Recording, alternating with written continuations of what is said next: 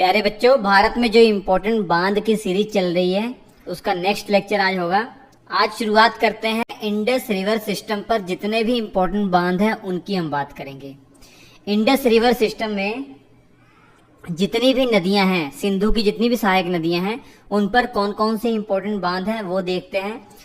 लेकिन उससे पहले अगर आपको याद हो, इंडस वाटर ट्रीटी, ये समझौता भारत की तरफ से प्रधानमंत्री जवाहरलाल नेहरू और पाकिस्तान की तरफ से जो राष्ट्रपति थे मोहम्मद अयूब खान, इन दोनों के बीच में हुआ था।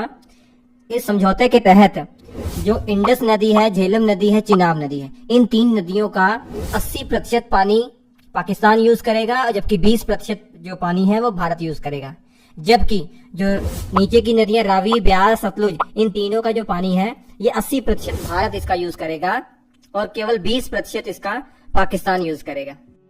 कहने का भाव ये है कि जो इंडस, झेलम, चेनाब नदी है ना, इन पर लगभग कंट्रोल पाकिस्तान को दिया गया है। इसी कारण से भारत इन तीन नदियों पर कोई बड़े मेजर प्रोजेक्ट नहीं बना सकता है। जो भी वो प्रोजेक्ट बनाएगा, जो भी डैम बनाएगा, वो run of the river project होंगे। मतलब ऐसे प्रोजेक्ट होंगे जिसके अंतर्गत उनसे ज्यादातर वो बिजली ही भारत जो है वो जनरेट कर सकता है। बहुत बड़े डैम नहीं बना सकता जिससे रिजर्वॉयर या कहा जाए लेक का निर्माण हो जाए, पानी इकट्ठा हो जाए या नहरें निकाल दी जाए, ऐसा नहीं होगा। ये सारे run of the river project होंगे जो इंडस नदी, झेलम नदी, चिनाब नदी के ऊपर हम पढ़ने वाले हैं। तो जितने भी डैम हम पढ़ेंगे ना, वो ज्यादातर आप देखेंगे हाइड्रो इलेक्ट्रिक पावर प्लांट होंगे। मतलब बिजली जनरेट करने के लिए प्लांट वो बनाए जाएंगे। तो सबसे पहले देखते हैं इंडस नदी के ऊपर।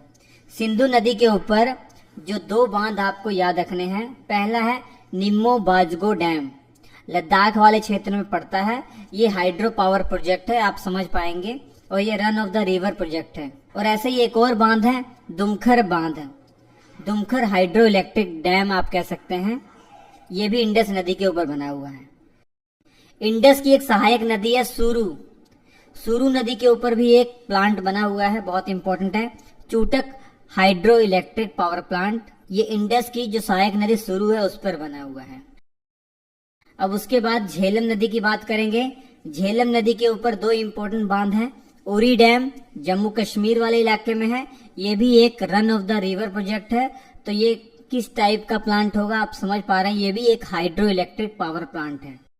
तुलबुल परियोजना या तुलबुल डैम दूसरा डैम है झेलम में, ये भी जम्मू कश्मीर पे है। वुल्लर जो झील है उसी के पास है। वुल्लर झील आप जानते हैं झेलम नदी के रास्ते में पड़ती है और भारत की सबसे बड़ी मीठे पानी की झील है। Largest fresh water lake of India Wular lake ही है। ऐसे ही झेलम की एक बहुत इंपॉर्टेंट सहायक नदी है किशन गंगा नदी।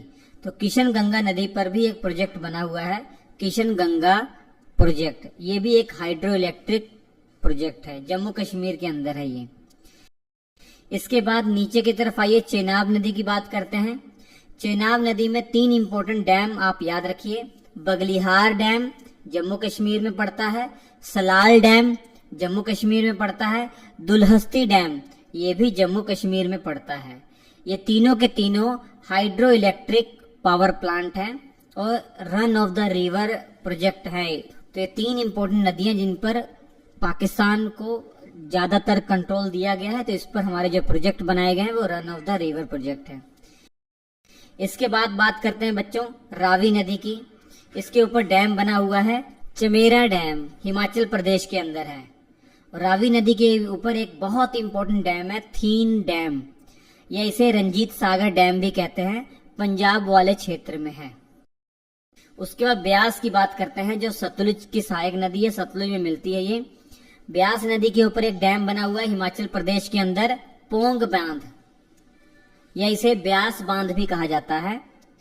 अब इस पोंग बांध के कारण जो रिजर्वोयर का निर्माण होता है, जो लेक का निर्माण होता है, आर्टिफिशियल लेक, वो महाराणा प्रताप सागर लेक है। ये एक रामसर वेटलैंड साइट भी है, ये इंपॉर्टेंट बात है। जब ब्यास नदी सतलुज में मिलती है हरिके नामक स्थान पर, वहां पर एक बैराज बनाया गया है और वहीं से एक इंदिरा गांधी कैनाल निकाली गई है जो भारत की सबसे बड़ी कैनाल है, 650 किलोमीटर इसकी लंबाई है। पहले इस नहर का नाम राजस्थान नहर हुआ करता था, लेकिन 1984 के बाद जब इंदिरा गांधी की डेथ हो गई, उसके बाद इसका नाम इंदिरा गांधी कैनाल रख दिया गया। पंजाब के बाद ये राजस्थान में जाती है। मुख्य तौर पर राजस्थान के जो इलाके हैं ना, श्री गंगानगर, बीकानेर, जैसलमेर, ये जो सूखे इलाके हैं, यहाँ पर पानी पहुंचाने के उद्देश्य से ये नहर बनाई गई है। भारत की सबसे लंबी नहर है।